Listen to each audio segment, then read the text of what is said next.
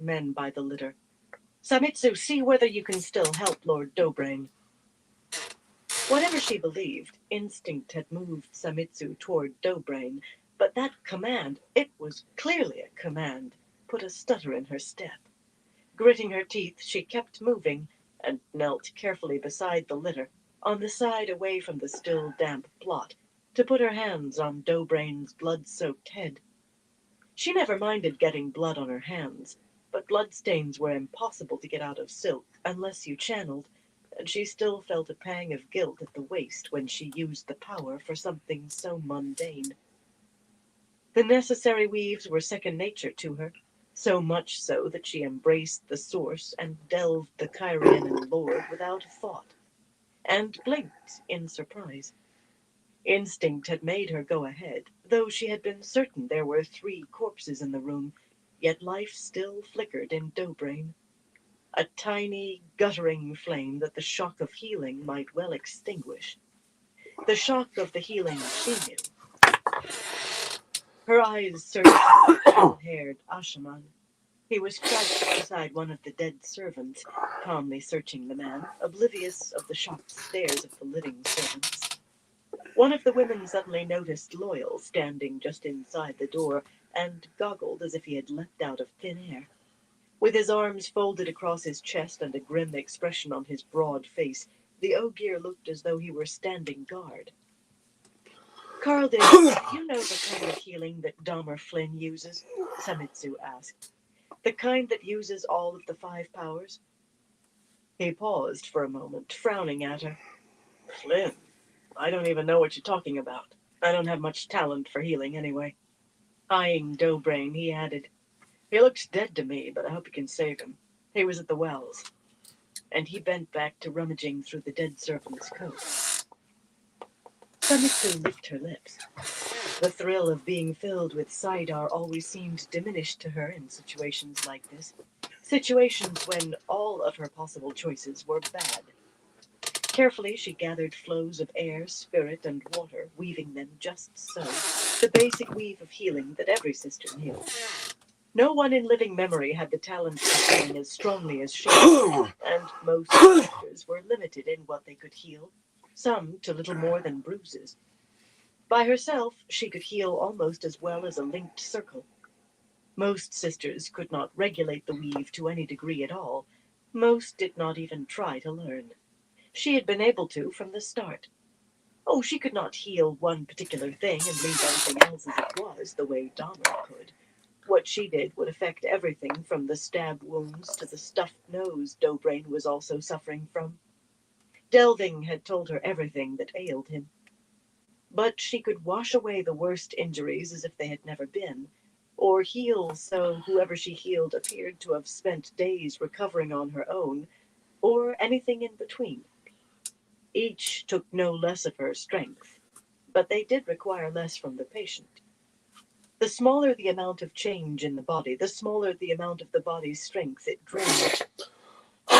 Except for the gash in his scalp, Dobrain's wounds were all serious.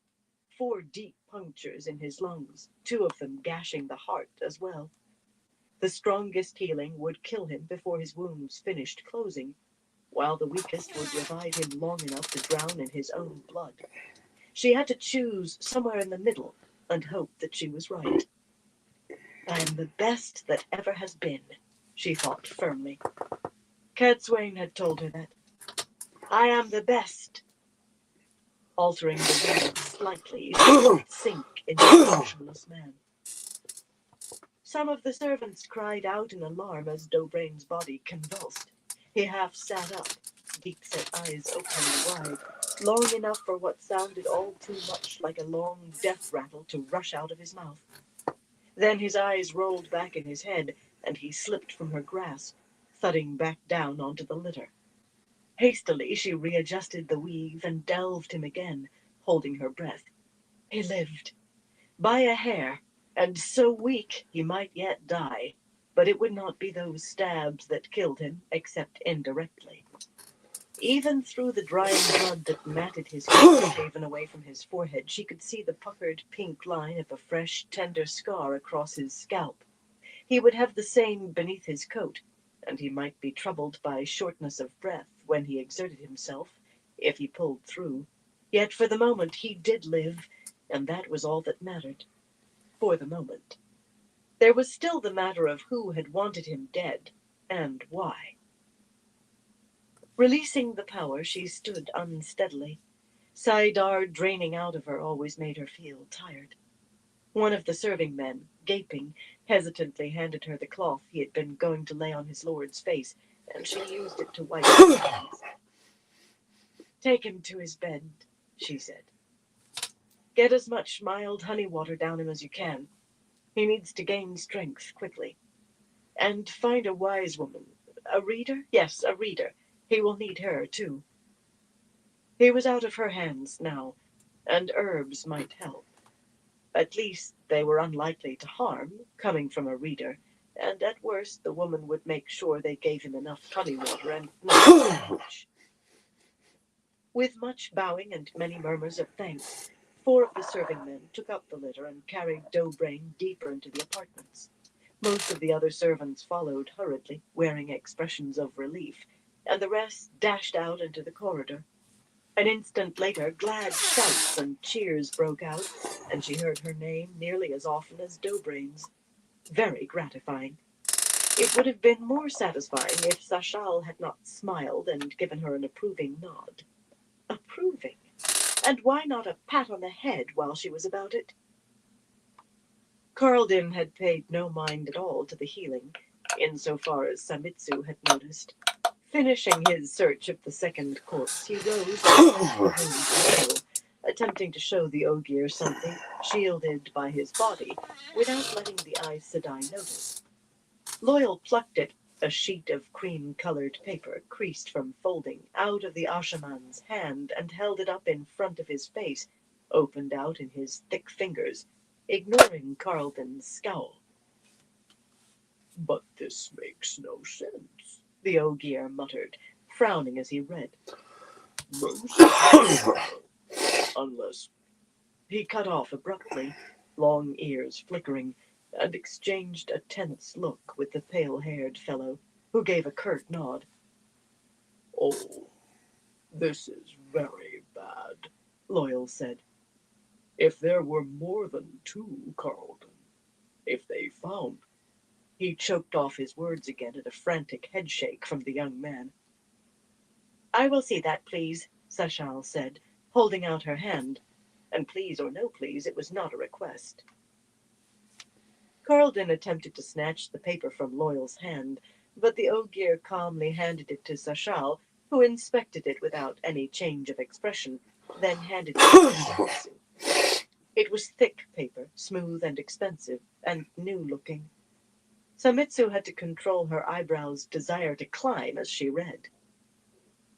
"At my command, the bearers of this are to remove certain items which they will know from my apartments and take them out of the Sun Palace. Make them private of my rooms, give them whatever aid they require, and keep silent on this matter in the name of the Dragon Reborn and on pain of his displeasure. Dobrain Taborwin." She'd seen Dobrain's writing on the rounded hand of him. Obviously, someone is a forger, she said, earning a quick, contemptuous glance from Sashal.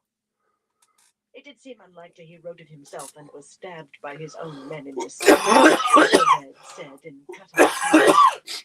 Her gaze swung to Loyal and the Ashaman. "What is it they might have found?" she demanded. "What is it you are afraid they found?" Carlden stared back at her blandly. "I just meant whatever they were looking for," Loyal answered. "They were to steal something." But his tufted ears twitched so hard they almost vibrated before he could master them. Most Ogier made very poor manners. Lips swung as she shook her head deliberately. "What you know is important. The pair of you are not leaving until I know it too. And how are you going to stop us?" The very quietness of Carlden's words made them more dangerous. He met Sashal's gaze levelly, as if he had not a worry in the world. Oh yes, very much a wolf, not a fox. I thought I'd never find you, Sarah Medrano announced, marching into that moment of perilous silence, still wearing her red gloves and fur-lined cloak, with the hood thrown back to reveal the carved ivory combs in her black hair. There were damp patches on the shoulders of the cloak from melted snow. A tall woman, as brown as a sun-dark Aiel, she had gone out at first light to try finding spices for some sort of fish stew from her native tier. She spared only the briefest glance for Loyal and Carlden, and did not waste a moment inquiring after Dograin. A party of sisters has entered the city, Samitsu. I rode like a mad woman to get here ahead of them, but they could be riding in at this moment. There are Ashaman with them, and one of the Ashaman is Logain. Carlden barked a rough laugh, and suddenly Samitsu wondered whether she was going to live long enough for her hide. Chapter 1. Time to be gone. The wheel of time turns, and ages come and pass, leaving memories that become legend. Legend fades to myth, and even myth is long forgotten when the age that gave it birth comes again. In one age, called the Third Age by some, an age yet to come, an age long past, a wind rose in the Rannon Hills. The wind was not the beginning. There are neither beginnings nor endings to the time. It was a beginning.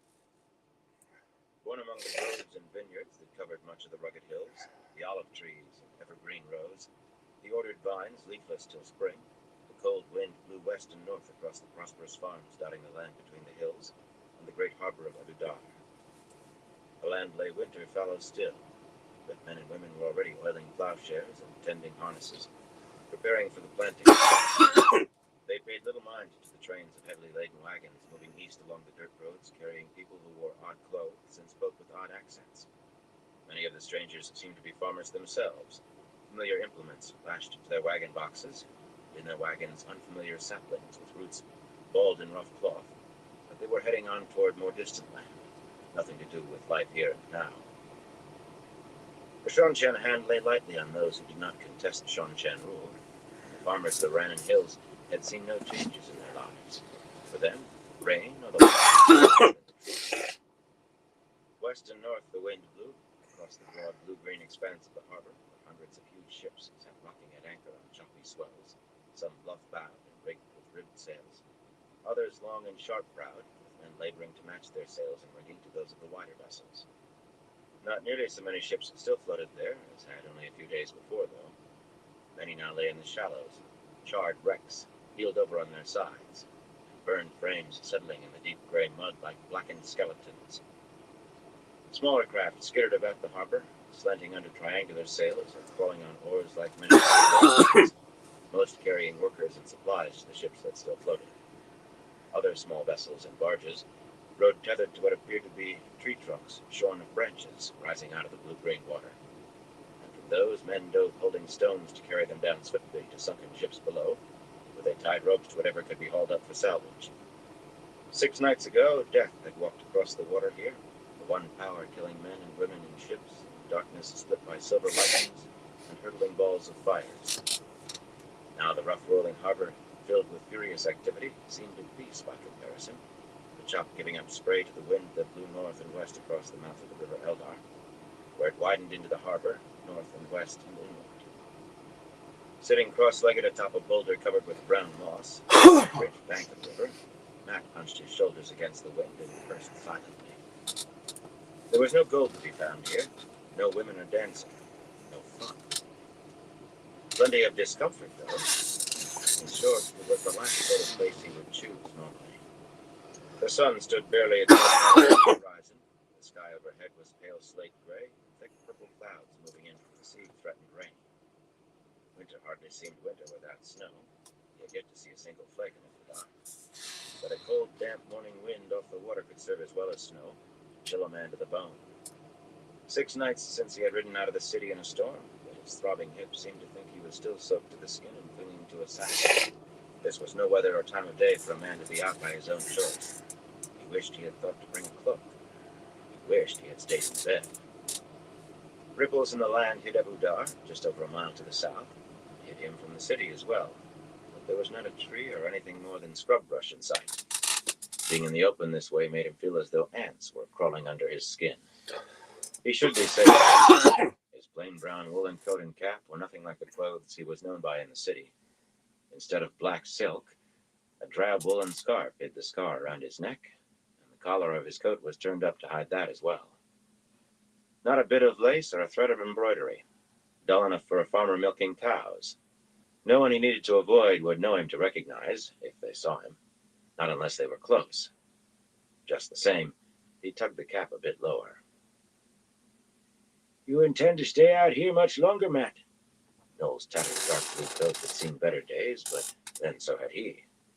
Stooped and white-haired, the broken-nosed old fellow was squatting on his heels below the boulder, fishing off the riverbank with a bamboo pole. Most of his teeth were missing, and sometimes he felt at a gap with his tongue, as though surprised to find the empty space. "It's cold, in case you haven't noticed. Everybody always thinks it's warm in Abu Dar, but winter is cold everywhere, even places that make Abu Dar feel like Shinar. My bones crave a fire, or a blanket anyway. A man can be snug with a blanket if he's out of the wind. Are you going to do anything but stare down river?" When Matt only glanced at him, Noel shrugged, peering at the tarred wooden float bobbing among the sparse reeds. Now and then he worked one gnarled hand as though his crooked fingers felt the chill particularly, but if so, it was his own fault. The old fool had gone wading in the shallows to scoop up minnows for bait with a basket that now sat half submerged and anchored by a smooth stone at the edge of the water. Despite his complaints about the weather, Noel had come along to the river without urging or invitation. From things he had said, everyone he cared about was long years dead, and the truth of it was he seemed almost desperate for any sort of company. Desperate indeed to choose Matt's company, when he could be 5 days from Abu Dar by now. A man could cover a lot of ground in 5 days. Hey, Christopher, how you doing, Matt bro? thought on that very subject often enough himself. Definitely good to see you. So, on the far side of the Eldar, half hidden by one of the marshy islands that dotted the river, a broad-beamed rowboat backed oars, and one of the crew stood up and fished in the reeds with a long boat hook. Another oarsman helped him heave what he had caught into the boat. At this distance, it looked like a large sack. Matt winced and shifted his eyes downriver. They were still finding bodies, and he was responsible. The innocent died along with the guilty. And if you did nothing, then only the innocent died. Or as bad died. Maybe worse than, depending on how you looked at it. He scowled irritably. Blood and ashes, he was turning into a bloody philosopher. Taking responsibility drained all the joy out of life and dried a man to dust. What he wanted right then was a great deal of mulled wine in a snug common room full of music. Bravo Chris, c'est bon de te voir. J'espère que tu vas bien. Common room full of music and a plump, pretty serving maid on his knee. Definitely good to far see from you here, Abu Dar. Chris. Very far. What he had were obligations he could not walk away from, and a future he did not fancy. There seemed no help at all in being Taviran. Not if this was how the pattern shaped itself to you. That is luck, anyway. At least he was alive and not chained in a cell. Under the circumstances, that counted as luck. From his perch, he had a fairly clear view down past the last low, marshy river islands. Wind-caught spray drifted up the harbor like banks of fine mist, but not enough to hide what he needed to see. He was attempting to do sums in his head, counting ships afloat, trying to count wrecks. He kept losing his place, though, thinking he had counted vessels twice and starting over. The sea folk who had been recaptured intruded on his thoughts, too. He had heard that gibbets in the Rahai across the harbor 100 corpses, with placards listing murder and rebellion as their crimes. Normally, the Shonchan used the headsman's axe and the impaling stake, while the blood got the strangling cord, but property had to settle for being hanged. I did what I could, he thought sourly. Hey, Grandpa, how you There was doing? no use feeling guilty that was all he could I hope do. you're doing well. Not a bit of use. None. He had to concentrate on the people who escaped. The Afan-Mier who got away had taken ships in the harbor for How's your a while. night going out, While he Grandpa? might have seized some smaller craft, anything they could board and overwhelm in the night. They had intended to carry off Not as doing many of too their people bad. I as can't possible. complain too much. With thousands of them laboring as prisoners in the Rahad, that would have meant big ships by choice, and that meant Shonchan great ships. Many of the sea folks' own vessels were large enough, for certain, but they had all been stripped of their sails and rigging by that time to be fitted out in the Shonchan fashion. If he could calculate how many great ships remained, How are you he had doing, some notion of Grandpa? how many Afan had actually reached freedom. Freeing the Seafolk Windfinders had been the right thing to do, the only thing he could do. But aside from the hangings, hundreds and hundreds of bodies had been fished out of the harbor in the last 5 days, and the light only knew how many had washed out to sea with the tides. The gravediggers labored from sunup to sundown, and the graveyards were filled with weeping women and children. Men, too. More than a few of those dead had been Afan Mier, with no one to weep while they were dumped into mass graves, and he wanted some idea of the number he had saved to balance. Well, I'm his not doing too suspicions of the bad, number Chris. he I had can't killed. complain. Estimating how many ships had made it out into the Sea of Storms was difficult, though, quite apart from losing the count. Unlike Aes Sedai, Windfinders had no strictures against using the power as a weapon, not when the safety of their people was at stake, and they would have wanted to halt pursuit before it began. No shit. Hell No yeah, one gave Grandpa. chase in a burning ship. The Shonchan, with their Damani, had even less compunction against fighting back. Lightning bolts lacing through the rain as numerous as blades of grass, and balls of fire streaking across the sky, some the size of horses. The harbor seemed to flame from one side to the other. Je ne vais pas trop mal, je ne peux pas me plaindre. One side to the other, till even in a storm, the night made any illuminator's show look stark. Without turning his head, he could count a dozen places where the charred rocks stuck up out of shallow water, or a huge bluff-bowed hull lay on its side, with the harbor waves licking against the tilted deck. And twice as many where the lines of blackened timbers were finer, the remains of seafolk rakers. Apparently, they had disliked leaving their own vessels to people who had put them in chains. 3 dozen right in front of him, and that without adding in the sunken wrecks that had salvage boats working over them.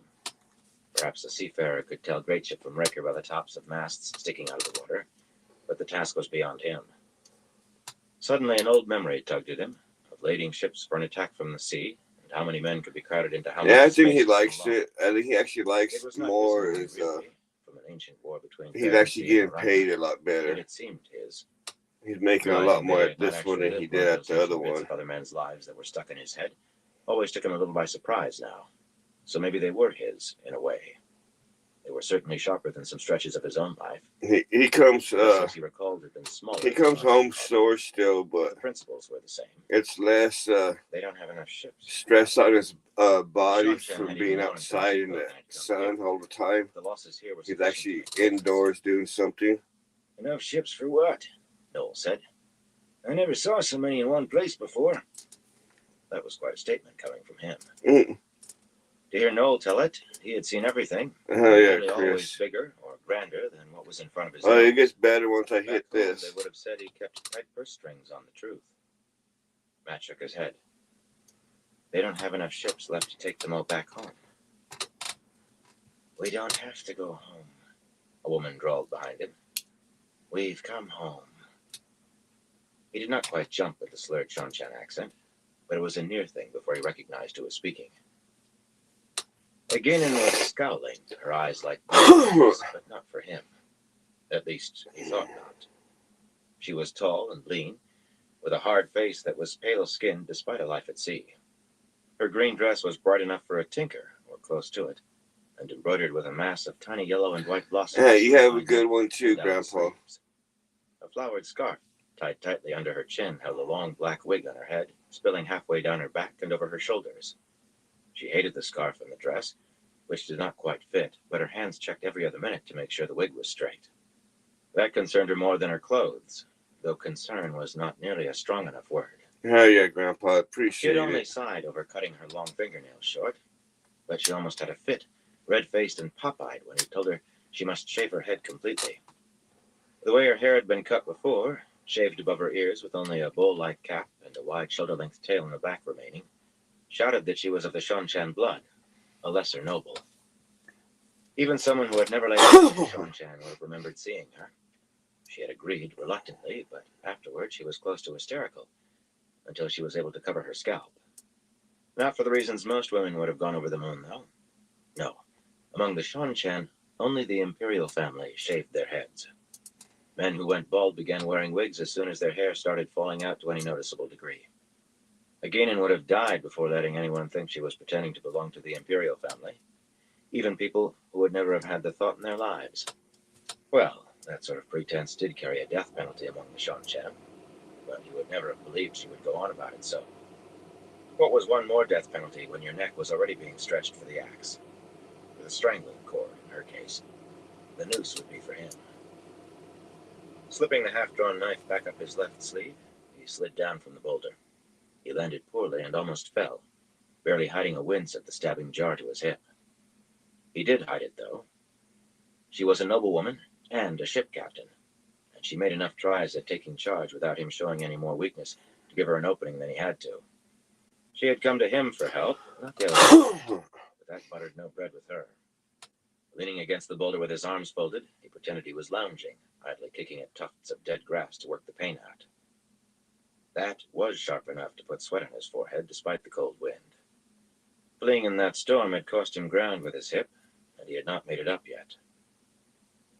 "Are you sure about the sea folk?" he asked her. No point in mentioning the lack of ships again. Too many Shanshan settlers had spread out from Ebudar anyway, and apparently even more from Tanchico. However many ships they had, no power on earth would ever root out all the Shanshan now. Reaching toward the wig again, she hesitated, frowning at her short fingernails, and instead tucked her hands under her arms. "What about them?" She knew he had been behind the Windfinder's break for freedom, but neither of them had mentioned it specifically. She always tried to avoid talking about the avant-the-air. Quite aside from all the sunken ships and dead, freeing Damani was another death penalty charge, and disgusting besides, in the Shanshan view, as bad as rape or molesting children. Of course, she had helped free some Damani herself, though to her way of thinking, that was among the least of her crimes. Still, she avoided that topic too. There were quite a few subjects she held silent on. "Are you certain about the Windfinders who were caught? I've heard talk about cutting off hands or feet." Matt swallowed a sour taste. He had seen men die, had killed men with his own hands. The lights ended mercy he had killed a woman. Not even the darkest of those other men's memories burned so hot as that, and a few of those were dark enough to need drowning in wine when they floated to the surface. But the thought of deliberately cutting off someone's hands curdled his stomach. Aginen's head jerked, and for a moment he thought she would ignore his question. "Talk from Rena, I'll wager," she said, with a dismissive gesture. "Some Suldan talk about that nonsense to frighten recalcitrant Damani when they're not. But nobody's done it in, 600 or 700 years. Not many, anyway. And people who can't control their property without mutilation are Sai Moisief to start." Her mouth twisted in loathing, though whether for mutilation or Sai Moisief was unclear. "Shamed or not, they do it," he snapped. Sai Moisief went beyond being shamed to a Shanshan, but he doubted that anyone who deliberately cut off a woman's hand would be humiliated enough to kill themselves. Is Suroth one of that not many? The Shanshan woman glared to match his and planted her fists on her hips, leaning forward with her feet astride as though she were on the deck of a ship and about to berate a fumble-witted sailor. "The High Lady Suroth doesn't own these Damani, you lump-brained farmer. They're property of the Empress. May she live forever. Suroth might as well slit her own wrists straight away as order something like that for Imperial Damani. That's even if she would. I've never heard of her mistreating her own. I'll try to put this in terms you can understand. If your dog runs away, you don't maim it. You switch the dog so it knows not to do that again, and you put it back in the kennel. Besides, Damani are just too valuable," Matt finished for her dryly. He had heard that until he was sick of it. She disregarded his sarcasm, or maybe did not notice. It's In his experience, if a woman did not want to hear something, she could ignore it. 1:13 a.m. "You're finally beginning So it's to understand," 1:13 in the morning. nodding.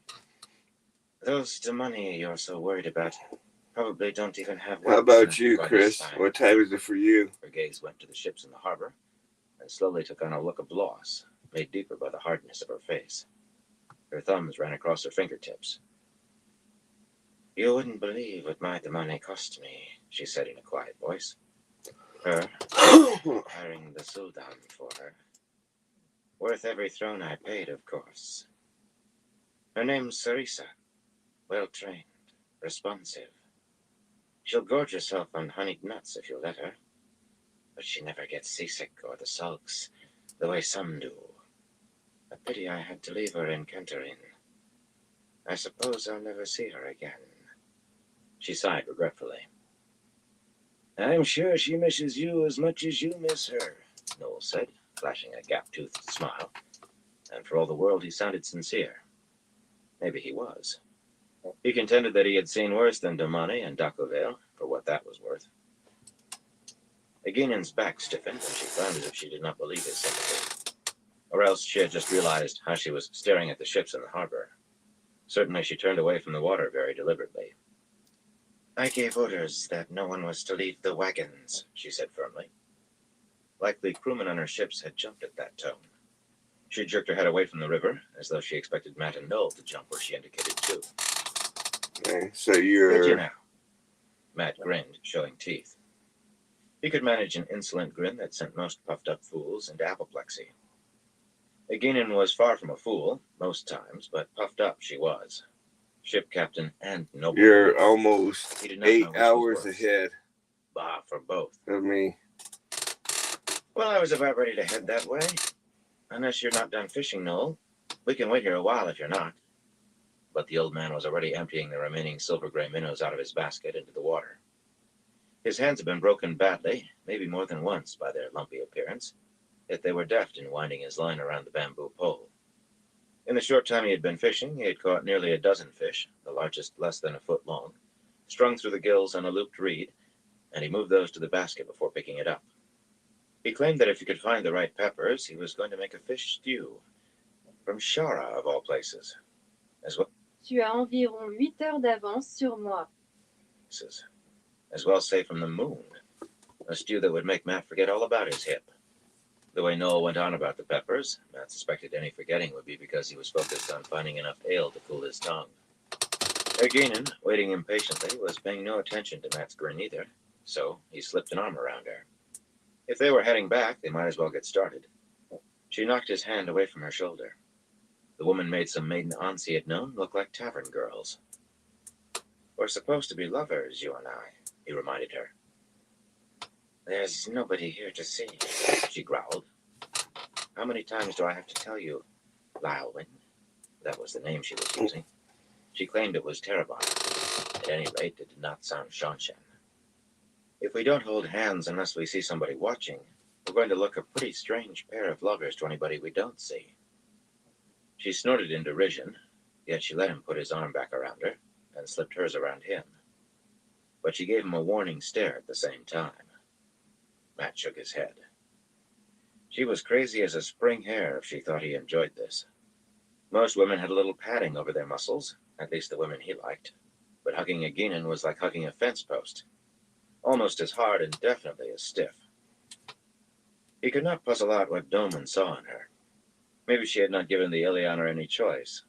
She had bought the man, after all, same as buying a horse. Burn me, I'll never understand these Shanshan, he thought. Not that he wanted to. The only thing was, he had to. As they were turning away, he took one last glance back at the harbor and almost wished he had known. That's nice. 2 small sailing craft broke through a wide Our line of mist, weather drifting slowly down the harbor. can't make up its mind Drifting against sometimes. the wind. Time to be gone and past time. It was better than 2 miles from the river to the Great North Road, across rolling countryside covered in winter-brown grasses and weeds and dotted with clumps of vine-tangled bushes, too thick to push through, even with most of the leaves gone. The rises hardly deserved the name of hill, not for anyone who had climbed in the sand hills and the mountains of mist as a boy. There were gaps in his own memories, but Matt could remember some of that. Yet before long, he was glad he had an arm around somebody. He had sat motionless on that bloody rock for too long. The throb in his hip had faded to a dull ache, but it still made him limp. And without some sort of support, he would have been staggering on the slopes. Not that he leaned on Eginen, of course, but holding on helped steady him. The woman frowned at him as C'est bien. Notre météo n'arrive pas parfois à se décider. the woman frowned at him as though she thought he was trying to take advantage. If you did as you were Yeah, a told, little sunshine's good. I wouldn't need to carry you. He showed his teeth again, this time not trying to disguise it as a smile. The way Noel scampered along beside them easily, never missing a step despite balancing his basket of fish on his hip with one hand and carrying his fishing pole in the other, was embarrassing.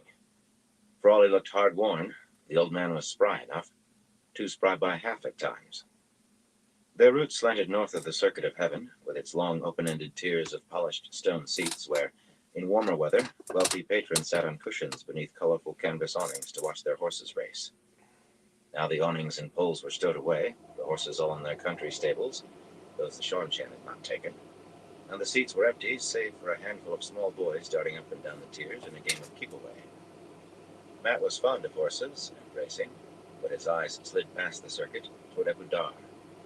Whenever he topped a rise, the city's massive white ramparts were visible, deep enough that they supported a road encircling the city on top. And looking gave him an excuse to pause a moment. Fool woman. A scrap of a limp did not mean she was carrying him. He managed to keep a good temper, take the rough with the smooth, and no complaining. Why could she not?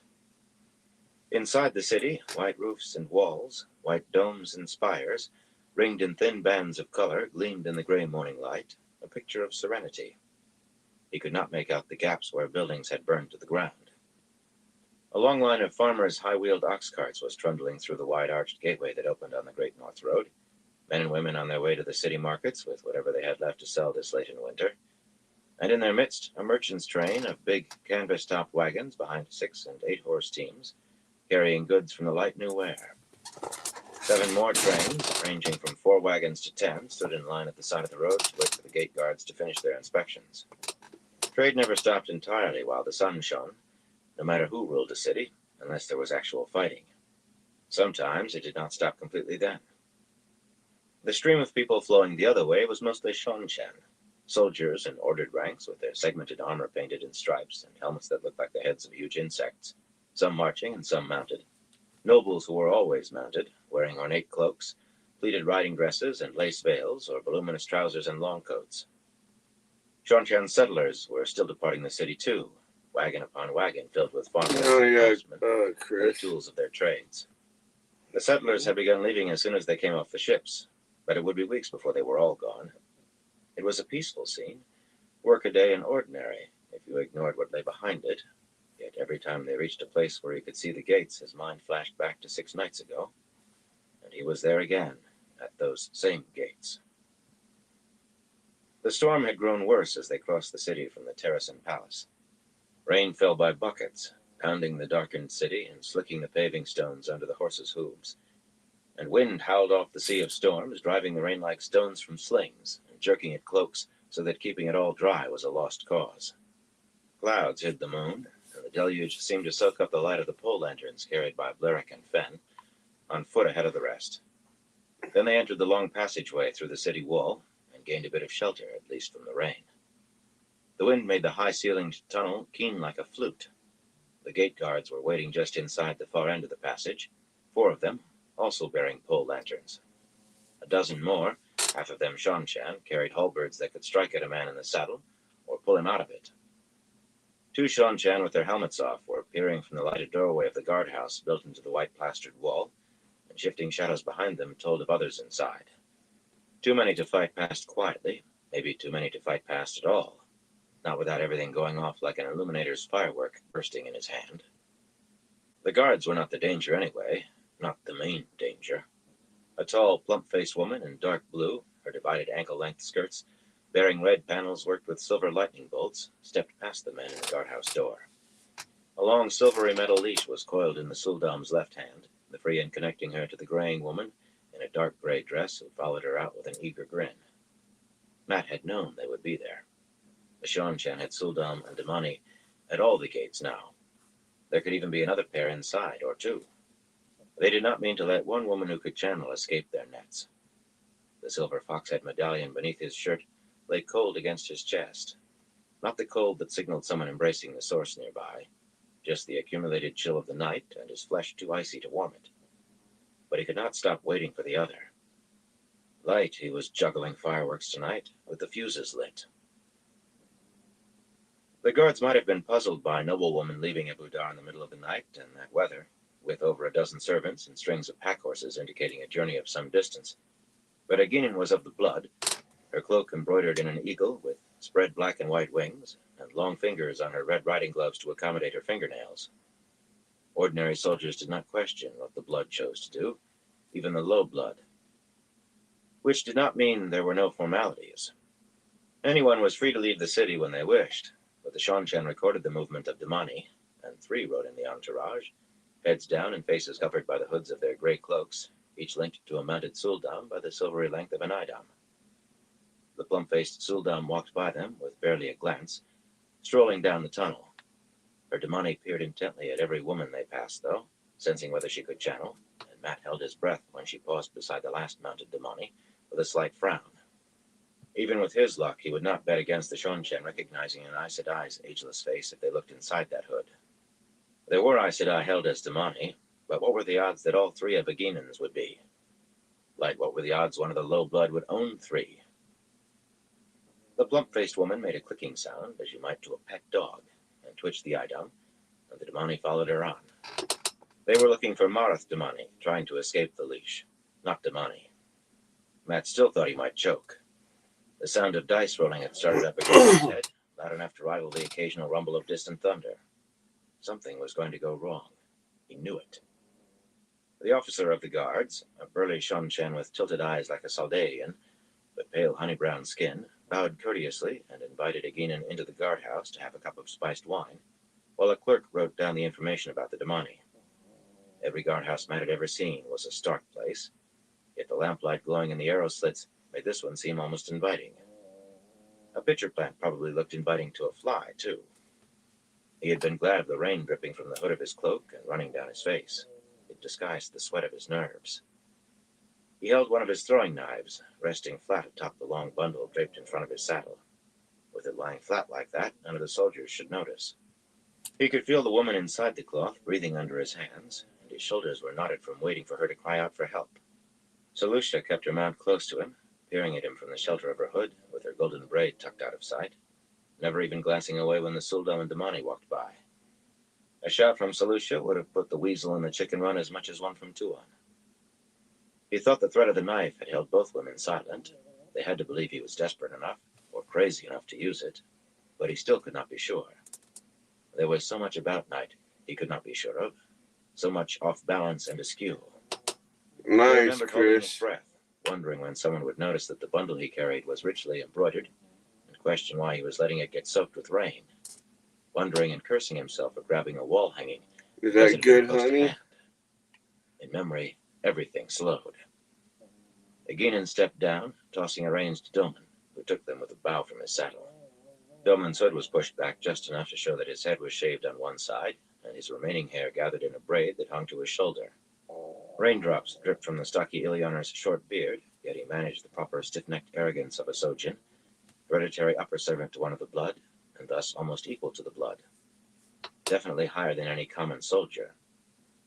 Aginin glanced back toward Matt and his burden, her face a frozen mask that could pass for hauteur, if you did not know she was horrified by what they were doing. The tall Suldam and her Damani turned briskly back toward the tunnel, finished with their inspection. Vannin, just behind Matt, leading one of the strings of pack horses, and as always sitting his horse like a sack of suet, leaned from his saddle and spat. Matt did not know why that hung in his memory, but it did. Vannin spat, and trumpets sounded, thin and sharp, in the distance far behind them. From south of the city, where men had been planning to fire Shanshan supplies stored along the bay. Nice, Chris. That's The officer of the good guard thing, Dan. hesitated at the sound of the trumpets, but suddenly a bell pealed loudly in the city itself, then another, and then it seemed hundreds were clanging alarm in the night as the black sky split with more lightning than any storm had ever birthed, silver blue streaks stabbing down inside the walls. They bathed the tunnel in flickering light. That was when the shouting started, amid the explosions back in the city, and the screaming. For a moment, Matt had cursed the Windfinders for moving sooner than he had been promised. But the dice in his head had stopped, he realized. Why? It made him want to curse all over again, but there was no time for even that. In the next instant, the officer was hurriedly urging Aginin back into her saddle and on her way, hurriedly shouting orders to the men boiling out of the guardhouse, directing one into the city at a run to see what the alarm was, while he arrayed the rest against any Nice. threat That's from even inside or better. out. The plum-faced woman ran to place herself in her demanding with Yeah, the soldiers, especially if with it another tastes pair of women good thanked by night on, and it's good came running for from the you. guardhouse. That's always a And Matt and the bonus. others galloped out into the storm, carrying with them 3 Aes Sedai. 2 of them escaped Damani, and the kidnapped heir to the Seanchan crystal throne, while behind them a far worse storm broke over Abu Dar. Lightning bolts more numerous than blades of grass. With a shiver, Matt pulled himself back to the present. Egenin scowled at him and gave him an exaggerated pull. Lovers arm in arm don't hurry, he muttered. They stroll. She sneered. Doman had to be blinded by love. That, or he had taken too many thumps on the head. The worst was over and done, in any case. Matt hoped that getting out of the city had been the worst. He had not felt the dice since. They were always a bad sign. His back trail was as muddled as he could manage, and he was sure it would take someone as lucky as he to separate the gold from the dross. The Seekers had been on Egenin's scent before that night, and she would be wanted on charges of stealing the money now as well. But the authorities would expect her to be riding as hard as she could, and already leagues from Abu Dar, not just sitting outside the city. Nothing except a coincidence of timing connected her to Tuon, or to Matt, and that was important. Tylan certainly would have leveled her own charges against him. No woman was going to forgive a man tying her up and shoving her under a bed, even when she had suggested it. Yet with any luck, he was beneath suspicion for anything else that had happened that night. With any luck, no one except Tylan had a thought for him at all. Trussing a queen like a pig for market would be enough to get a man dead usually, but it had to count for moldy onions alongside the Daughter of the Nine Moons disappearing, and what could Tylan's toy have to do with that? It still irritated him that he had been seen as a hanger-on, worse, a pet.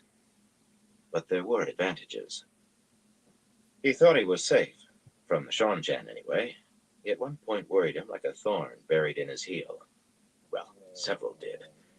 Most growing out of Tuon herself, but this one had a particularly long point. Tuon's disappearance should have been as shocking as the sun vanishing at noon, but no alarm had been raised. None. No announcements of rewards or offers of ransom, no hot-eyed soldiers searching every wagon and cart within miles, galloping through the countryside to root out every cubbyhole and niche where a woman might be hidden. Those old memories told him something of hunting for kidnapped royalty, yet except for the hangings and the burned ships in the harbor, from the outside Abu Dar seemed unchanged from the day before the kidnapping. Egenin alleged that the search would be in utter secrecy, that many of the Seanchan themselves might still not know Tuon was missing. Her explanation involved the shock to the Empire and ill omens for the return, and the loss of Saiter. And she sounded as if she believed every word, but Matt refused to buy a penny's worth. The Seanchan were strange folk, but no one could be that strange. The silence of Abu Dar made his skin prickle. He felt a trap in that silence. When they reached the Great North Road, he was grateful that the city was hidden behind the low hills.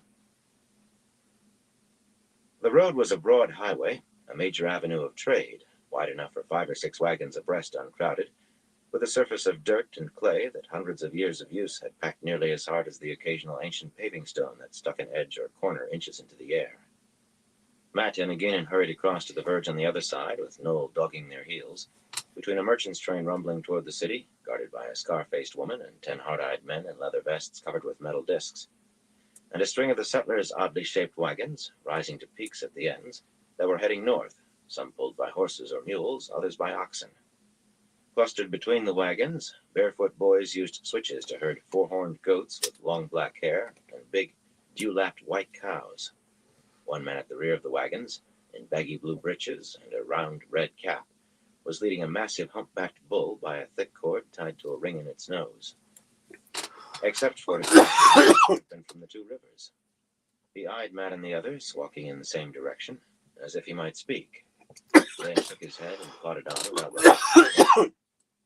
Contending with Matt's limp, they were not moving fast, and the settlers forged ahead slowly but steadily.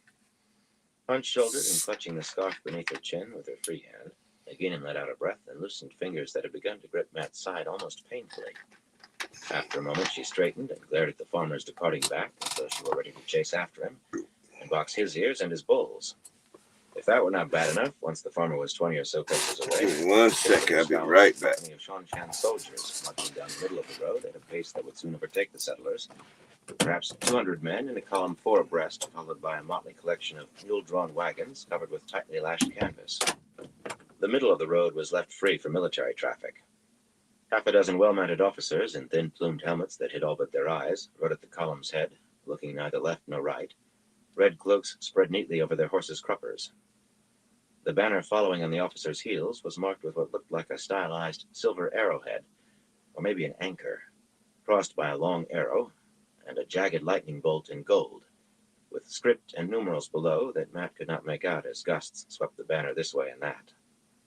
The men in the supply wagons wore dark blue coats and breeches and square red and blue caps, but the soldiers were even more showy than most Shanshan. Their segmented armor, striped in blue, banded at the bottom with silvery white, and red, banded with golden yellow. Their helmets painted in all 4 colors, so they resembled the faces of fearsome spiders. A large badge with the anchor, Matt thought it must be an anchor, and arrow and lightning was fastened to the front of each helmet, and every man except the officers carried a double-curved bow at his side, with a bristling quiver at his belt, balancing a short sword. "Ship's archers," Aginin grumbled, glowering at the soldiers. Her free-handed left her scarf, but it was still clenched in a fist. "Tavern brawlers. They always cause problems when they're left ashore too long." They had a well-trained look to Matt. Anyway, he had never heard of soldiers who did not get in fights, especially when they were drunk or bored. And bored soldiers tended to get drunk. A corner of his mind wondered how far those bows would carry, but it was an absent thought. He wanted nothing to do with any Shanshan soldiers. If he had his way, he would have nothing to do with any soldiers ever again. But his luck never ran that far, it seemed. Fate and luck were different, unfortunately. 200 paces at most, he decided. A good crossbow would outrange them, or any 2 rivers bow. "We're not in a tavern," he said through his teeth, "and they're not brawling now. So let's not start one just because you're afraid a farmer would speak to you." Her jaw set, and she shot him a look hard enough to crack his skull. It was the truth, though. She was fearful of opening her mouth near anyone who might recognize her accent. A wise precaution in his book, but everything seemed to grate at her. "They'll have a bannerman over here asking questions if you keep glaring at them. Women around Abu Dar are famous for being demure," he lied. What could she know of local customs? She gave him a sidelong frown. Maybe she was trying to figure out what demure meant. But she stopped grimacing at the archers. She just looked ready to bite instead of hit. "That fellow's dark as enough on me here," Noel muttered absently, staring at the passing soldiers. "Dark as a Sharan, but I'd swear he has blue eyes. I've seen the like before, but where?" Trying to rub the temples, he almost struck himself on the head with the bamboo fishing pole, and he took a step as though he meant to ask the fellow where he had been born. With a lurch, Matt caught the old man's sleeve. "We're going back to the show, Noel. Now. We should never have left." "I told you that," Again said with a sharp nod. Matt groaned, but there was nothing for it but to keep walking. Oh, it was way past time to be gone. He hoped he had not left it too late. Chapter 2. 2 Captains. About 2 miles north of the city, a wide blue banner stretched between 2 tall poles rippled in the wind, proclaiming Balan Luca's grand traveling show and magnificent display of marvels and wonders, in brilliant red letters large enough to be read from the road, perhaps 100 paces east. For those unable to read, it at least indicated the location of something out of the ordinary. This was the largest traveling show in the world, so the banner claimed. Luca claimed a great many things, but Matt thought he must be telling the truth about that. The show's canvas wall, 10 feet high and tightly pegged at the bottom, enclosed as much ground as a good-sized village. The people streaming by looked toward the banner curiously, but the farmers and merchants had their work ahead of them, and the settlers their future, and none turned aside. Thick ropes fastened to posts set in the ground were meant to herd crowds to the wide arched entrance just behind the banner, but there was no one waiting to get in, not at this hour. Of late, few came at any hour. The fall of Abu Dar had brought only a slight drop in attendance, once people realized the city would not be looted, and they did not have to flee for their lives. But with the return, all those ships and settlers, nearly everyone decided to hold on to their coin against more pressing needs. Two bulky men, huddling in cloaks that might have come from a rag bag, were on duty beneath the banner to keep out anyone who wanted to peek around without paying. But even those were in short supply nowadays. The pair, one with a crooked nose above a thick mustache, and the other missing an eye, were squatting on the dirt tossing dice. Surprisingly, Petra Anhill, the show's strong man, stood watching the two horse handlers play, arms larger than most men's legs, folded across his chest. He was shorter than Matt, but at least twice as wide, his shoulders straining the heavy blue coat his wife made him wear against the cold. Petra seemed engrossed in the dicing, but the man did not gamble, not so much as pitching pennies. He and his wife Clarine, a dog trainer, saved every coin they could spare, and Petra needed small excuse to talk at length about the inn they intended to buy one day. Even more surprising, Clarine was at his side, enveloped in a dark cloak, and apparently as absorbed in the gaming as he. Petra glanced warily over his shoulder into the camp when he saw Matt and Aginin approaching arm in arm, which made Matt frown. People looking over their shoulders was never good. Clarine's plump brown face broke into a warm smile, though. Like most women in the show, she thought he and Aginin were romantic. The bent-nosed horse handler, a heavy-shouldered tyrant named Cole, leered as he scooped up the wager, a few coppers. No one but Dolman could see Aginin as pretty, but to some fools, nobility bestowed beauty. Or money did. And a noblewoman must be rich.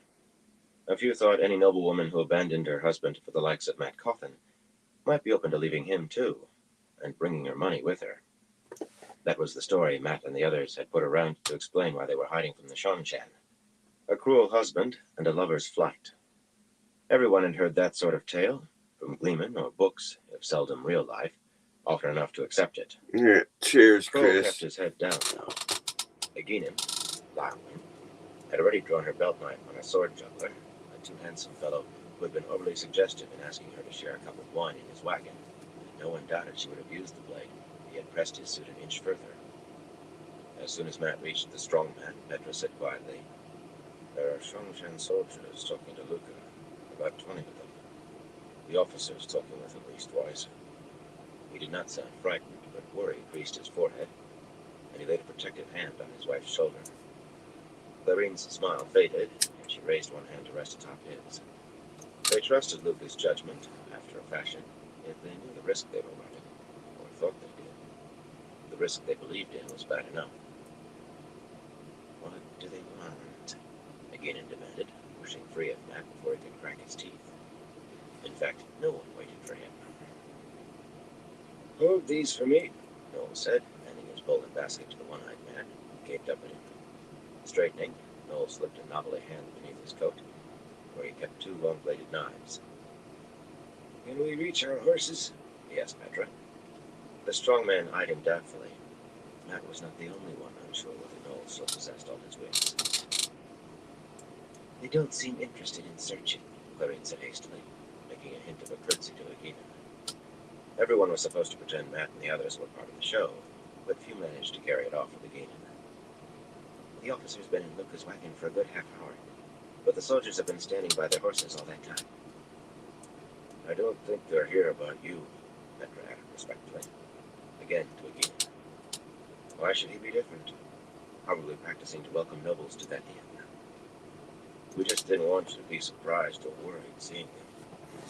I'm sure Luca will send them off with no trouble." Despite his tone, the creases remained in his forehead. Most men became upset if their wives ran off, and a nobleman could make others bear the brunt of his ire. A traveling show, strangers just passing through, made a particularly easy target. "You don't have to worry about anybody talking out of turn, my lady." Glancing at the horse handlers, Petra added, "Does she cold?" His head, his eyes on the dice, he was bouncing. He was a big man, but not as big as Petra, and the strong man could straighten horseshoes with his bare hands. "Everybody likes a chance to spit on a noble's boots now and then," the one-eyed fellow mumbled, peering into the basket of fish. He was almost as tall and wide-shouldered as Cole, but his face was all leathery wrinkles, and he had even fewer teeth than Noel. Glancing at Aginin, he ducked his head and added, Begging your pardon, lady. Besides, this way we all get a little coin. Which ain't bad. Right, Cole? Anybody talks, them Sean Chan will take us all up. Maybe hang us like they did them sea folk. Or put us to work cleaning them canals on the other side of the harbor. Horse handlers did whatever needed doing around the show, from mucking the horse lines and cleaning animals' cages to erecting and taking down the canvas wall. But he shuddered as though digging out silted canals in the Rahad was a worse prospect than hanging. Did I say anything about talking? Cole protested, spreading his hands. I just asked how long we're going to sit here, that's all. I just asked when we're going to see some of this coin. We sit here as long as I say sit. It was remarkable how hard again made that drawl sound without raising her voice, like a blade sliding free of the scabbard. You see your coin when we reach our destination. There will be a little something extra for those who serve me faithfully, and a cold grave for anyone who thinks on betrayal. Cole pulled his mustache look tight and widened his eyes, trying to look indignant, or maybe innocent. But he just appeared to be hoping she would come close enough for him to filch her purse. Matt ground his teeth. For one thing, that was his gold she was promising with such a free hand. She had her own, but not near enough for this. More importantly, she was trying to take charge again. Light, except for him, she would still be in Abu Dar, scheming to avoid the Seekers, if not already being put to the question. Except for him, she would never have thought of staying close to Abu Dar to throw off pursuit, or found a hiding place with Lucas Shaw. But why were soldiers there? The Sean Chen would have sent 100 men, 1,000, for a vague suspicion of Tuon's presence. If they suspected the Aes Sedai, no. Petra and Clarine did not know they were helping hide Aes Sedai, but they would have mentioned Suldam and Damani. And the soldiers would not be hunting sisters without them. He fingered the fox head through his coat.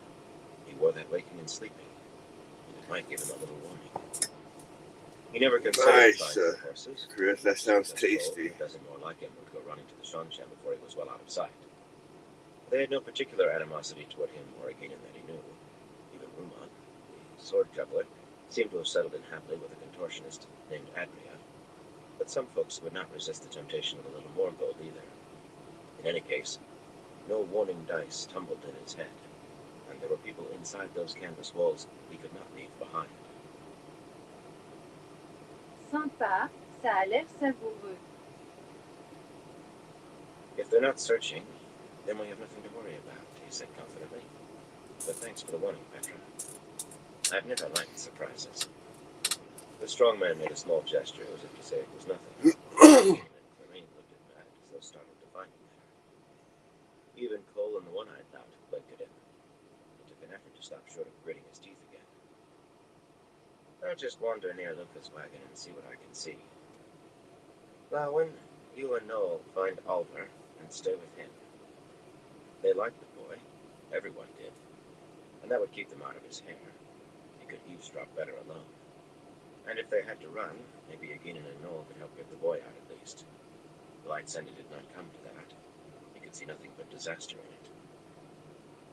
it. Well, I suppose nobody lives forever, Noel sighed, retrieving his bamboo bowl and basket. Burn him, but the fellow could make a colicky goat seem cheerful. Petra's frown certainly deepened. Married men always seemed to be worried. One reason Matt was in no hurry himself. As Noel vanished around the corner of the canvas wall, the one-eyed man watched the fish go regretfully. He appeared to be another without a full set of wits. He probably had a wife somewhere. Matt pulled his cap almost down to his eyes. Still no dice. He tried not to think of how many times he had nearly had his throat slit or his skull split without any dice. But surely they would have been there if there was any real danger. Of course they would. He had not taken 3 steps inside the entrance before Agenin caught up to him and slipped her arm around his waist. He stopped in his tracks, eyeing her balefully. She resisted his orders the way a trout fought the hook, but this went beyond stubborn. What do you think you're doing? What if this Shongshan officer recognizes you? That seemed as likely as Tylin herself walking into the show, but anything that might make her leave was worth grabbing. What are the chances this fellow is anyone I know? She scoffed. I don't have... Her face twisted for an instant. Didn't have Many friends this side of the ocean, and none in Abu Dar. She touched an end of the black wig over her bosom. Anyway, in this, my own mother wouldn't recognize me. Her voice turned bleak toward the end. He was going to chip a tooth if he kept on clenching his jaw. Standing there arguing with her would be worse than useless, but the way she had stared at those Shan soldiers was fresh in his mind. Don't glare at anybody, he warned her. Don't even look at anybody. I'm a demure Abu Dari woman. She made it sound a challenge. You can do all the talking. She made that into a warning. Light. When a woman was not making everything smooth, she made things very rough indeed. And Agina never made anything smooth. He was definitely in danger of chipping a tooth.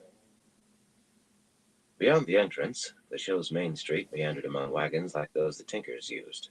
Little houses on wheels, with the wagon shafts lifted against the driver's seats, and walled tents often as large as small houses.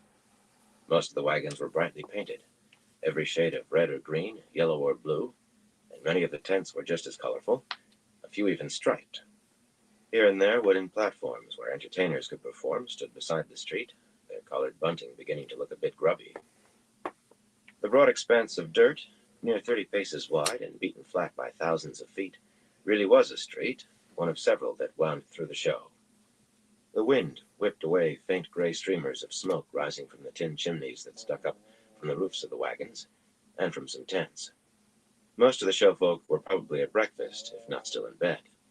They rose late as a rule Matt approved, and no one would want to eat sitting around a cook fire outside in this cold. The only person he saw was Aludra, the sleeves of her dark green dress pushed up her forearms, grinding something with a bronze mortar and pestle on a table that folded down from the side of her vivid blue wagon, just around the corner on one of the narrower side streets. Intent on her work, the slender Tarabana did not see Aginin and Matt. He could not help looking at her, though. With her dark hair and thin beaded braids that hung to her waist, Aludra was probably the most exotic of Luca's marvels. He advertised her as an illuminator, and unlike many of the other performers in Marvels, she really was what Luca claimed, though Luca probably did not believe it himself. Matt wondered what she was grinding, and whether it might explode. She had promised to reveal the secret of fireworks if he could answer a riddle, but he had not found a glimmer so far. He would, though, one way or another. Aginin poked a hard finger into his ribs. We're supposed to be lovers, as you keep reminding me, she growled. Who's going to believe it if you stare at that woman as though you're hungry? Matt grinned lasciviously. I always look at pretty women, haven't you noticed? Adjusting her headscarf with a little more vigor than usual, she gave a disparaging grunt, and he was satisfied. Her prudish streak came in handy now and then. Aginin was on the run for her life, but she was still Shan-Chan, and she already knew more about him than he liked. He was not about to trust her with all of his secrets, even the ones he did not know yet. Luca's wagon sat in the very middle of the show's camp, the most favored position, as far as possible from the smells of the animal cages and horse lines situated along the canvas walls. The wagon was garish even compared to the others in the show, a red and blue thing that shone like the finest lacquer work, every surface spotted with golden comets and stars. The faces of the moon, in silver, ran all the way around just below the roofline. Even the tin chimney was painted in red and blue rings. A tinker would have blushed. To one side of the wagon, 2 ranks of helmeted Shan-Chan soldiers stood stiffly beside their horses, green tasseled lances slanted at exactly the same angle. One of the men held the reins of an extra mount, a fine dun gelding with strong haunches and good ankles. The soldier's blue and green armor appeared drab alongside Luca's wagon. Matt was unsurprised to see he was not the only one interested in the Shan-Chan. A dark stocking cap covering his shaved head, Bale Dolman was squatting on his heels with his back against one wheel of the green wagon that belonged to Petra and Clarine, about 30 paces beyond the soldiers. Clarine's dogs lay under the wagon, a motley collection of smallish animals sleeping huddled together. The thick-bodied Ileana was pretending to whittle, but all he had produced was a small pile of shavings at his feet. Matt wished the fellow would grow a mustache to hide his upper lip, or else shave off the rest of his beard. Someone might connect an Ileana to Aginin. Blerick Nagina, a tall fellow leaning against the wagon as though keeping Doman company, had not hesitated to remove his Shinaran topknot to avoid Seanchan notice, though he ran a hand over the black bristle growing on his head about as often as Aginin checked her wig. Maybe he should wear a cap. In their dark coats, with frayed cuffs and well-traveled boots, both men could pass for showfolk, maybe horse handlers, except to other showfolk. They were watching the Seanchan while trying to seem not to, but Blerick was the more successful, as might be expected from a warder. His full attention appeared to be on Doman, except for an occasional glance at the soldiers, as casual as could be. Doman scowled at the Seanchan when he was not glaring at the lump of wood in his hand, as though ordering it to turn into a neat carving. The man had taken being Sojin entirely too much to heart. Matt was trying to figure out how to sneak close to Luca's wagon and eavesdrop unseen by the soldiers when the door at the back of the wagon opened, and a pale-haired Seanchan marched down the steps, planting a helmet with a thin blue plume on his head as his boot touched the ground.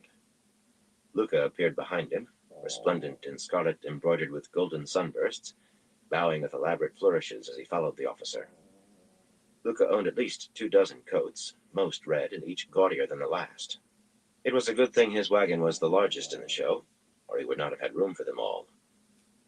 Ignoring Luca, the Seanchan officer stepped up onto his gelding, adjusted his sword, and barked orders that sent his men flowing into their saddles and forming a column of twos that moved off at a slow walk toward the entrance. Luca stood watching them leave with a fixed smile on his face, poised for another bow if any looked back. Matt stayed well to the side of the street and let his mouth hang open, affecting to gape in wonder as the soldiers rode by. Not that any of them so much as glanced his way. The officer stared straight ahead, and so did the soldiers behind him. But no one ever paid any mind to a country yokel, or remembered one. To his surprise, Aginin studied the ground in front of her toes, clutching the scarf knotted beneath her chin until the last horseman passed. Lifting her head to look after them, she pursed her lips for a moment. "It seems I do know that boy," she drawled softly. "I carried him to Falna on Fearless. His servant died mid-voyage, and he thought he could use one of my crew. I had to put him straight. You'd have thought he was of the blood, the fuss he put up." "Blood and bloody ashes," Matt breathed. How many other people had she gotten crosswise, fixing her face in their minds? Aginin being Aginin, probably hundreds. And he had been letting her walk around with just a wig and a change of clothes for disguise. Hundreds? Thousands, more likely. She could irritate a brick. In any case, the officer was gone now. Matt exhaled slowly. His luck really was still with him. At times he thought that was all that kept him from bawling like a baby. He headed for Luca to find out what the soldiers had wanted. Doman and Blerick reached Luca as quickly as he and Aginin did, and the scowl on Doman's round face deepened as he stared at Matt's arm around Aginin's shoulder. The Ilianer understood the necessity for the pretense, or said he did, yet he seemed to believe they could carry it off without so much as touching hands. Matt removed his arm from her. There was nothing to keep here. Luca knew the truth, of everything. And Aginin started to release him too, yet after a look at Doman, she tightened her grip on Matt's waist instead, all without the slightest change of expression. Doman continued to scowl, but at the ground now. Matt decided he would understand the Seanchan long before he understood women. Or Ilianers, for that matter. "Horses," Luca growled almost before Matt stopped walking. His frown took in all of them, but he focused most of his anger on Matt. A little bit taller, Luca stretched down to stare at Matt. "That's what he wanted. I showed him the warrant exempting me from the horse lottery, signed by the High Lady Soreth herself. But was he impressed? It didn't matter to him that I rescued a high-ranking Seanchan." The woman had not been high-ranking, and he had not so much rescued her as given her a way to travel as a hired performer. But Luca always exaggerated to his own advantage. "I don't know how long that exemption is really good for anyway. The Seanchan are desperate for horses. They might take it back any day." His face was turning almost as red as his coat, and he jabbed a finger at Matt repeatedly. "You're going to get my horses taken. How do I move my show with no horses? Answer me that if you can. I was ready to leave as soon as I saw that madness in the harbor, until you twisted my arm. You're going to get my head cut off. I could be 100 miles from here, if not for you riding in out of the night and snaring me in your crazy schemes. I'm not earning a penny here. There haven't been enough patrons the last 3 days to pay for feeding the animals one day. Half a day. I should have left a month ago. More, I should have. Matt almost laughed as Luca ran down into splutters. Horses. That was all. Just horses. Besides, the notion that the show's heavy-laden wagons could cover 100 miles in 5 days was as ludicrous as Luca's wagon. The man could have gone a month ago, 2 months, except for wanting to eke every copper he could out of Abu Dar and its Shonchen conquerors. And as for talking him into staying 6 nights past, that had been as easy as falling out of bed. Instead of laughing, Matt put a hand on Luca's shoulder. The fellow was vain as a peacock and greedy besides, but there was no point making him angrier than he already was. If you'd left that night, Luca, you think nobody would have gotten suspicious? You would have had Shonchen tearing your wagons apart before you made 2 leagues. You could say I saved you from that. Luca glowered. Some people just could not see beyond their own noses. Anyway, you can stop worrying. As soon as Tom returns from the city, we can put as many miles behind us as you want. Luca leaped so suddenly that Matt stepped back in alarm, but all the man did was caper in a little circle, laughing. Dolman goggled at him, and even Blerick stared. Sometimes Luca seemed a flat bull-goose fool. Luca had barely begun his dance when Aginin shoved Matt away from her. As soon as Marilyn returns, I gave orders no one was to leave. Her glare swung between him and Luca in cold fury, a cold that burned. I expect my orders to be obeyed. Luca stopped cavorting abruptly and eyed her sideways, then suddenly made her a bow with so many flourishes you could practically see the cloak. You could almost see the embroidery on the cloak. He thought he had a way with women, Luca did. You command, my sweet lady, and I leap to obey. Coming upright, he shrugged apologetically. But Master Cawthon has gold, and I fear gold commands my first obedience. Matt's chest full of gold coins in this very wagon had been all the arm-twisting needed to convince him. To Viren had helped, but for enough gold, Val and Luca would help kidnap the Dark One. Aginin drew a deep breath, ready to berate Luca further, but the man turned his back and went scampering up the steps into his wagon, shouting, Littell! Littell! We must roust everybody out immediately. We're leaving at last. The minute Marilyn returns, the light be praised. A moment later, he was back again, dashing back down the short stair, followed by his wife, drawing a black velvet cloak sewn with glittering spangles around herself. A stern-faced woman, she wrinkled her nose at Matt as though he had a bad smell, and gave Aginin a look that likely made her trained bears climb trees. Littell disliked the idea of a woman running away from her husband, even when she knew it was a lie. Luckily, she seemed to worship Luca for some reason, and she liked gold nearly as well as he did. Luca ran to the nearest wagon and began pounding on the door, and Littell did the same at the next.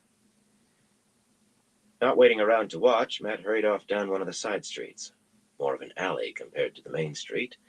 It wound around the same sort of wagons and tents, all shut up tight against the cold, with smoke streaming from the metal chimneys. There were no platforms for performers here, but lines for drying laundry hung between some of the wagons, and here and there wooden toys lay scattered on the ground. This street was for living only, the narrowness meant to discourage outsiders. He moved quickly despite his hip. He had walked most of the ache out, but he had not gone 10 minutes before Aginin and Dolman caught up to him. Blerick had vanished, probably gone to tell the sisters they were still safe and could finally leave. The Aes Sedai, masquerading as servants, sick with worry that their mistress's husband would catch them, were fed up with being confined to their wagon, not to mention fed up with sharing with the Sul'dam. Matt had made them share, so the Aes Sedai could watch the Sul'dam, while the Sul'dam kept the Aes Sedai out of his hair. Still, Matt was glad Blerick had taken away the necessity to visit that wagon again. One or another of the sisters had summoned him 4 or 5 times a day since their escape from the city, and he went when he could not avoid it, but it was never a pleasant experience. Aginin did not put her arm around him this time. She strode at his side, staring straight ahead, not bothering to check her wig for once. Dolman lumbered behind like a bear, muttering under his breath in his heavy Illianer accent. The stocking cap exposed the fact that his dark beard stopped abruptly at the middle of each ear, with only stubble above. It made him look unfinished. 2 captains on 1 ship. Make sure course for disaster, Aginin drawled with overdone patience. Her understanding smile looked as if it hurt her face. We aren't on a ship, Matt replied. The principle's the same, Coffin. You are a farmer. I know you're a good man in a tight spot. Egina shot a dark look over her shoulder at Doman. He was the one who had brought her and Matt together, back when she thought she was getting a hired man. But this situation needs judgment and experience. We're in dangerous waters, and you have no knowledge of command. More than you might think, he told her dryly. He could have spun out a list of the battles he remembered commanding, but only an historian would recognize most of them, and maybe not even an historian. No one would believe it anyway. He certainly would not, if someone else had made that claim. Shouldn't you and Doman be getting ready? You wouldn't want to leave anything behind. Everything she owned was already stowed away in the wagon she and Matt shared with Doman. Not a comfortable arrangement, that. But he quickened his step, hoping she would take the hint. Besides, he saw his destination ahead. The bright blue-walled tent, crowded between a virulent yellow wagon and an emerald green one, was barely large enough to hold 3 cots. But providing shelter for everyone he brought out of Abu Dar had required bribes to make people move, and more bribes to make others let them in. What he had been able to hire was what the owners were willing to let him have, at rates suitable for a good inn.